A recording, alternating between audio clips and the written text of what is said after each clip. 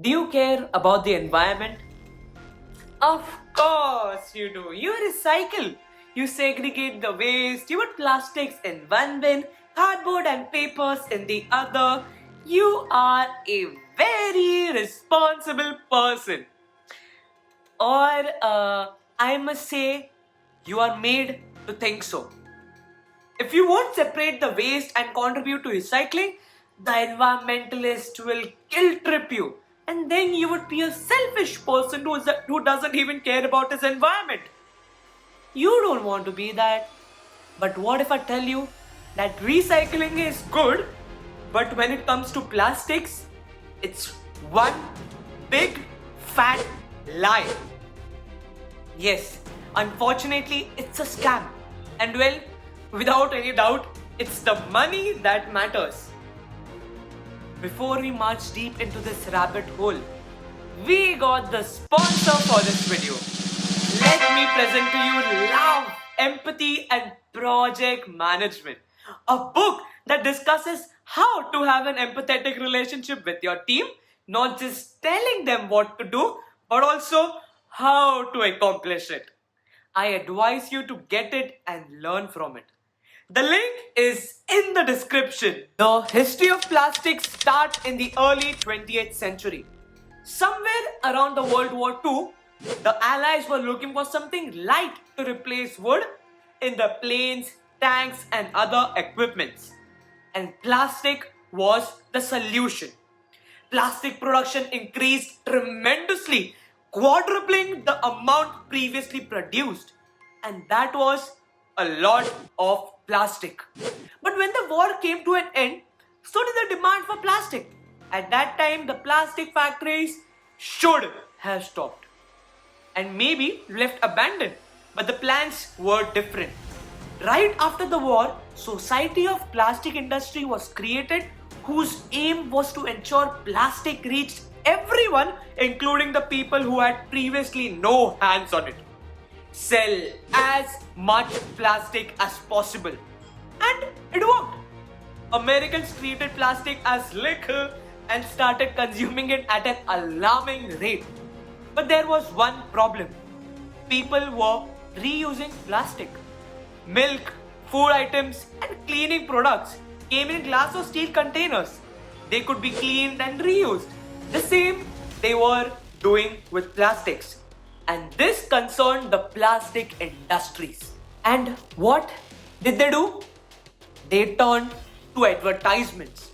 Covering up the first pages of newspapers and magazines, they advertised that single-use disposable items are the future.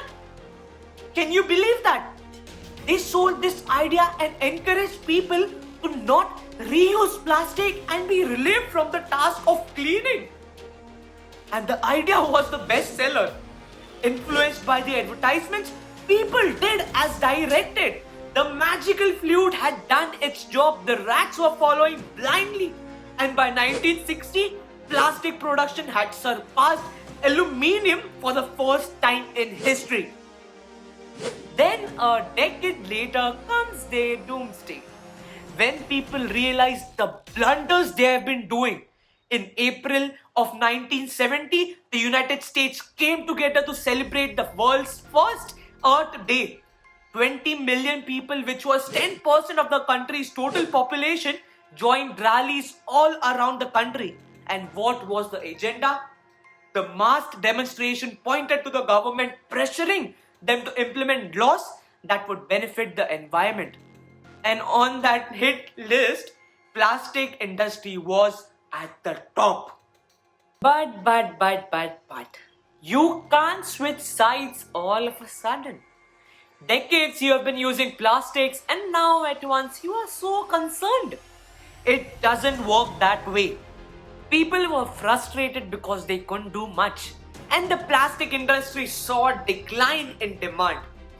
They were concerned and they came up with a new solution, blaming us, as if we were responsible for all this damage to the environment because of a hyper consumption of single-use plastic. Really? They were the ones selling the idea, and now when the swords are on their neck, they scrap the idea and start blaming us. But that was one hell of a good tactic. They spent millions on campaigning, guilt-tripping us for our carelessness and extensive use of single-use plastic.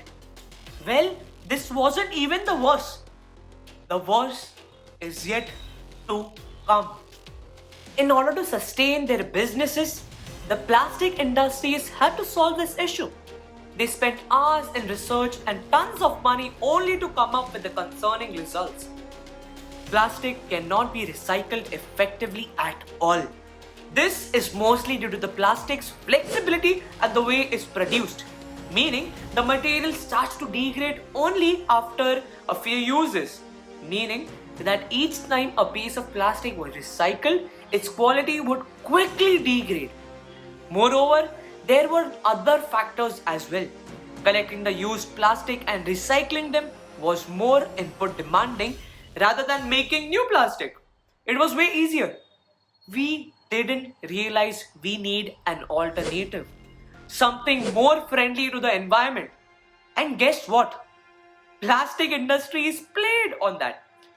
They started their biggest scam, the recycling scam. They kept selling the new made plastics, and so you don't regret buying them. They had a cloak of recycling to cover it up. If I ask you what the symbol identifying a plastic as recyclable is, you would probably mention the three arrows shaped in a form of a triangle. That's correct. But what if we told you most plastics with the symbol aren't recyclable? There are actually two look-alike symbols out there. The first, which we just described, is the original symbol, and it means plastic is recyclable. The other looks almost like it, except the middle of the triangle contains a number between 1 and 7. As you may have guessed, the number indicates the type of plastic we are dealing with. This symbol is not the recycling symbol, but just a resin identification code, RIC. According to the Society of Plastics Institute, which developed RIC in 1988, the codes are necessary to help recyclers properly identify and sort plastics for recycling. Now, it's time for us to feel betrayed. Because, listen to this, codes 1 and 2 are the only ones recycled, whereas the others can only be recycled in certain circumstances. And a lot of places aren't set up to recycle this kind of specialized plastic. These items usually just end up in landfills or are just incinerated. And yes, 3 to 7 codes are deemed unrecyclable. Were you aware of this fact before? Let's keep it a simple yes or no. Let me know in the comment section. The truth is that SPI was a front for the oil and plastic industry. And while they never admitted it, they developed RIC to cause confusion and protect their business from anti-plastic and pro-recycling movements. And it's working. Everyone confuses the RIC with the recycling symbol. Sadly, I don't think the industry will succumb even if we put in all our efforts. The plastic recycling industry has become a massive business, with the top 10 industries earning $60 billion annually. They get lucrative government contracts to recycle, and we participate in it. And go on buying plastics with no guilt because we are recycling, right? We are helping our government. In US alone, plastic companies spend over $300 million per year only advertising their products, making sure we stay hooked on plastic. Companies like Apple and Adidas participate in campaigns trying to make you see them as good guys because they use recycled plastic in their products. Also, that humanity stays hooked on petrochemical products for as long as possible. Before we end, let me say this. No plastic is good plastic, bhai. There have been innovations making plastics from mushrooms, seaweed, and hemp. But until they become viable alternatives, let's just wait and actually save our environment. Is it that hard? Thank you all. If you got something to learn, don't forget to like and share. And for more such content, subscribe to our channel.